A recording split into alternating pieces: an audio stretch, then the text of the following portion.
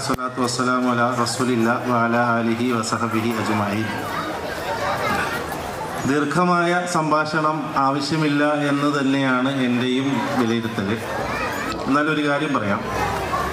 നമ്മുടെയൊക്കെ വീടുകളിൽ നേരം വെളുക്കുമ്പോൾ നമ്മുടെ ഉമ്മമാർ ഒരു കാലത്ത് അടുപ്പ് കൂട്ടിയിരുന്നത് നിങ്ങൾ കണ്ടിട്ടുണ്ടാവും. പഴയ വിറകൊള്ളിയും ചാമ്പലും ഒക്കെ എടുത്ത് ഒതുക്കിയിട്ട് പുതിയ വിറകും ആ വിറകിലേക്കുള്ള ഓയിലും അതിലേക്കുള്ള തീനാളവും കൊളുത്തിവിടുന്ന ഒരു പ്രക്രിയയുണ്ട്. ആ തീ വിറകിലേക്ക് കൈമാറ്റം ചെയ്യപ്പെടുമ്പോൾ അത് ഒന്നടങ്കം ആളിക്കത്തുകയല്ല, മറിച്ച് കൃത്യമായ ഒരു ടൈമിങ്ങിലൂടെ ആ വിറകുള്ളി ഇങ്ങനെ കത്തുന്നത് കാണാം.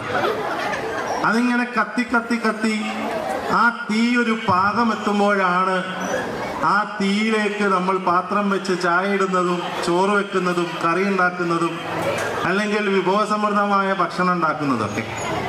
ഇതുപോലെയാണ് യഥാർത്ഥത്തിൽ എഡ്യൂക്കേഷൻ സിസ്റ്റം എന്ന് പറയുന്നത്, അല്ലെങ്കിൽ ഹെവൻസ് പ്രീ സ്കൂൾ എന്ന് പറയുന്നത്. നമ്മുടെ ഉമ്മമാർ ആ കത്തിച്ചു വെക്കുന്ന തീജോല പോലെയാണ്. അത് 3 വർഷം കൊണ്ട് അതൊരു പരുവത്തിൽ അതിൻ്റെ തീനാളം ശക്തിപ്പെട്ടിട്ടുണ്ട്. ആ ശക്തിപ്പെട്ട തീനാളത്തെ ഒന്നും കൂടി ഊതി ഒന്നും കൂടി കത്തിച്ച് അതിനെ ഒന്നും കൂടി പവർഫുള്ളായ ഒരു അഗ്നികുണ്ഡമാക്കി മാറ്റാൻ യഥാർത്ഥത്തിൽ അങ്ങനെ ആകാനാണ് നമ്മളിവിടെ ഹെവൻസ് പ്രീ സ്കൂളിൻ്റെ തുടർച്ച എന്നോണം ഹെവൻസ് ഇംഗ്ലീഷ് മീഡിയം സ്കൂളിലേക്ക് നമ്മൾ ചുവട് വെക്കുന്നത്. ഇംഗ്ലീഷ് മീഡിയം സ്കൂള് അല്ലെങ്കിൽ ഹെവൻസ് എന്നൊക്കെ കേൾക്കുമ്പോൾ ഒരു പുതുമ ഒരു പക്ഷെ നമുക്ക് തോന്നൂല, പക്ഷെ നമുക്ക് തോന്നേണ്ടതുണ്ട് എന്നുള്ളതാണ്. ഞാനിവിടെ ഇരിക്കുമ്പോൾ അല്ലെങ്കിൽ ഈ പരിപാടിയിൽ അറ്റൻഡ് ചെയ്യുമ്പോൾ എൻ്റെ ഒരു സ്ഥാപനമുണ്ട്, കണിയാപുരം ഹെവൻസ് പ്രീ സ്കൂൾ.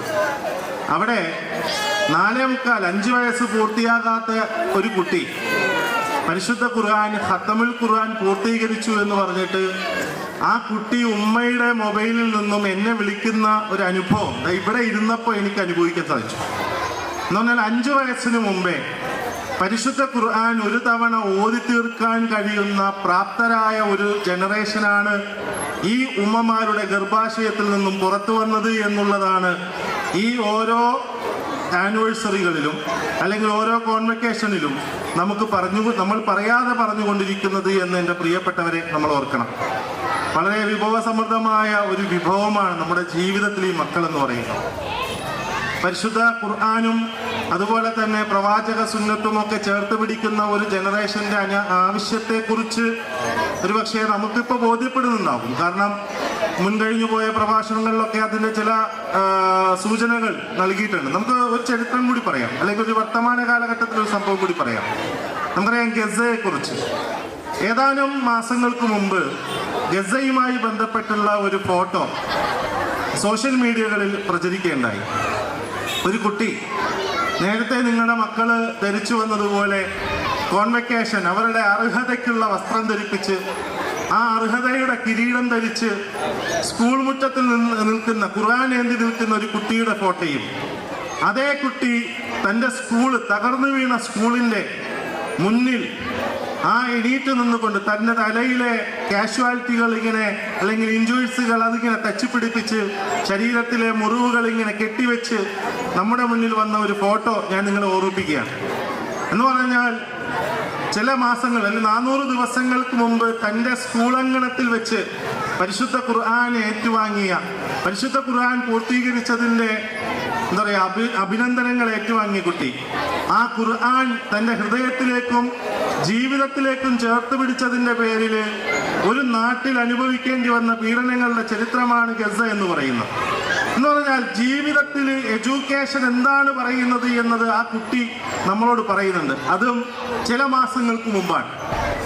ഈ ഗസയിലെ പ്രശ്നങ്ങൾ നടക്കുന്ന സമയത്ത് ഒരു പത്രക്കാരൻ ഈ കുട്ടിയോട് ചോദിക്കുന്നുണ്ട്, എന്താണ് മോളെ നിനക്ക് നിന്റെ ഭാവിയിൽ നീ ആകാൻ ആഗ്രഹിക്കുന്നത്?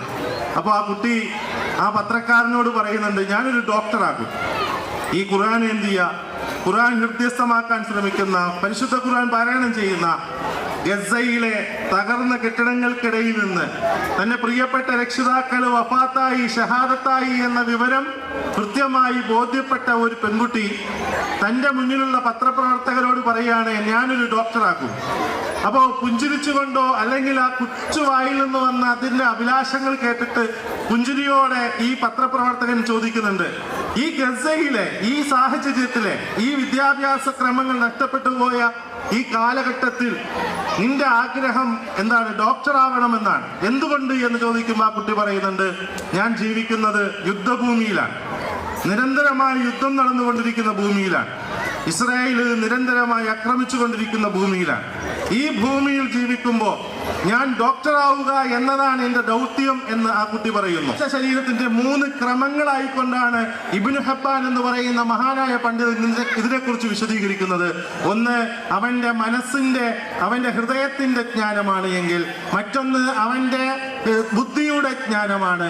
ബുദ്ധിക്കും ഹൃദയത്തിനും ജ്ഞാനമുള്ളതുപോലെ അവന്റെ കാഴ്ചയ്ക്കും നാവിനും കേൾവിക്കും മണത്തിനും രുചിക്കും പ്രത്യേകമായ വൈജ്ഞാനികമായ ഭാവകങ്ങൾ ഉണ്ട് എന്ന് നമ്മളെ പഠിപ്പിക്കുന്നുണ്ട് പരിശുദ്ധ ഖുർആൻ. സൂറത്ത് ജാസിയയുടെ ആദ്യത്തെ 6 ആയത്തുകൾ എന്റെ പ്രിയപ്പെട്ടവർ പഠിക്കണം. അല്ലാഹു സുബ്ഹാനഹു വ തആല മുസ്ലിം സമൂഹത്തിന് 3 വിശേഷണങ്ങൾ കൊടുക്കുന്നു. ഒന്ന് മുഅ്മിൻ എന്നുള്ള വിശേഷണമാണ്. രണ്ടാമത്തേത് യൂഖിനൂൻ, അതായത് ഇൽമുൽ ഇത്ഖാൻ, ഈമാനുൽ ഇത്ഖാൻ എന്ന് പറയുന്ന യൂഖിനീൻ എന്നുള്ള പദമാണ്. മൂന്നാമത്തേത് യഖിലൂൻ എന്ന് പറയുന്ന ബുദ്ധി കൊണ്ട് ചിന്തിക്കുന്നവർ എന്ന അർത്ഥത്തിൽ. ഇങ്ങനെ ഒരു മനുഷ്യന്റെ ഈ 3 ഭാവങ്ങളെയും ചേർത്ത് പിടിക്കുന്ന ഒരു എഡ്യൂക്കേഷൻ സ്ട്രാറ്റജിയാണ് യഥാർത്ഥത്തിൽ ഈ ഐഡിയൽ സ്കൂളിന്റെ കീഴിൽ അല്ലെങ്കിൽ ഹെവൻസിന്റെ കീഴിൽ ഈ ഒരു കോമ്പൗണ്ടിന്റെ ഉള്ളിൽ ഈ പറയപ്പെടുന്ന സിസ്റ്റത്തിന്റെ ഉള്ളിൽ നടന്നുകൊണ്ടിരിക്കുന്നതും നടക്കാൻ പോകുന്നതുമായ എഡ്യൂക്കേഷൻ സിസ്റ്റം. ഈ ഒരു സിസ്റ്റത്തിലേക്ക് എന്റെ പ്രിയപ്പെട്ട രക്ഷിതാക്കളെ അർത്ഥമായി ഞാൻ സ്വാഗതം ചെയ്യുന്നു. യഥാർത്ഥത്തില് ഈ ഒരു പുതിയ എഡ്യൂക്കേഷൻ സിസ്റ്റത്തിലേക്ക് തന്റെ മക്കളുടെ ഭാവിയും മക്കളുടെ ദീനും മക്കളുടെ പരലോകവും ഓർത്തുകൊണ്ട് 6 or 7 പേരൻസ് അത്തരം ഒരു